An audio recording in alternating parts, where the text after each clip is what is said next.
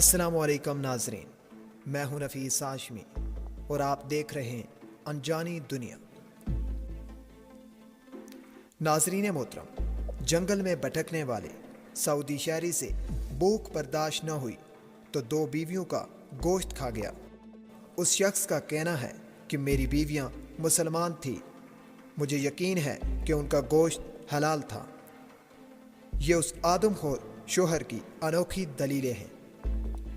اصل کہانی کی طرف بڑھنے سے قبل میں نئے آنے والے دوستوں سے یہ گزارش کروں گا کہ وہ چینل کو سبسکرائب کرتے ہوئے ساتھ میں موجود بلکہ آئیکن کو بھی دبا دیں۔ ناظرین محترم، گزشتہ روز سوشل میڈیا پر ایک خبر سامنے آئی تھی کہ ایک سعودی شخص 4 بیویوں کے ساتھ 13 روز کے لیے صحرا میں بھٹک گیا، اور جب بھوک لگی تو وہ اپنی ہی 2 بیویوں کا گوشت کھا گیا۔ یہ خبر سامنے آنے کے بعد سوشل میڈیا پر ایک طوفان برپا ہو گیا، اور دیکھتے ہی دیکھتے یہ خبر کروڑوں لوگوں تک جا پہنچی۔ رپورٹ کے مطابق 41 سالہ مصطفیٰ علی حماد اپنی 4 بیویوں کے ساتھ صحرا میں سے گزر رہا تھا کہ ریت کے طوفان کے باعث گاڑی غلط جانب موڑ دی۔ پھر حادثہ پیش آ گیا، جس کے باعث ایک بیوی موقع پر ہی جاں بحق ہو گئی۔ 3 روز تک وہ صحرا کی تپتی دھوپ میں بغیر پانی اور خوراک کے بھٹکتے رہے، اور پھر حماد نے اپنی دونوں بیویوں کو مدد کی تلاش کے لیے بھیج دیا۔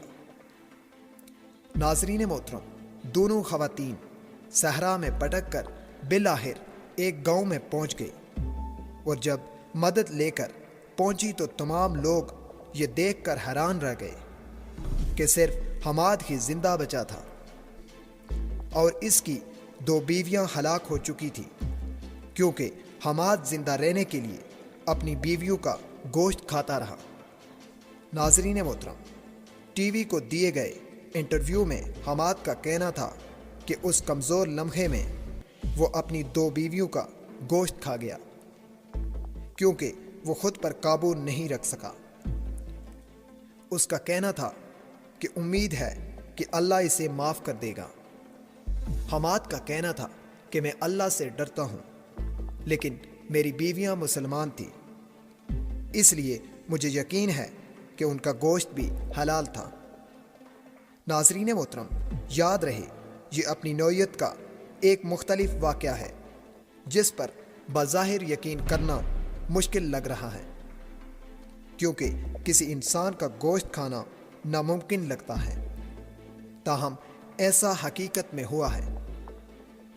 ناظرین محترم، اپنی 2 بیویوں کا گوشت کھانے والے شخص کی عمر 41 سال تھی، اور اس کا تعلق سعودی عرب سے تھا۔ ناظرین محترم، اس شخص کے بارے میں کمنٹ باکس میں اپنی قیمتی آراء سے ہمیں ضرور آگاہ کیجیے، اور اگلی ویڈیو آنے تک اپنا اور اپنے چاہنے والوں کا ڈھیر سارا خیال رکھیے۔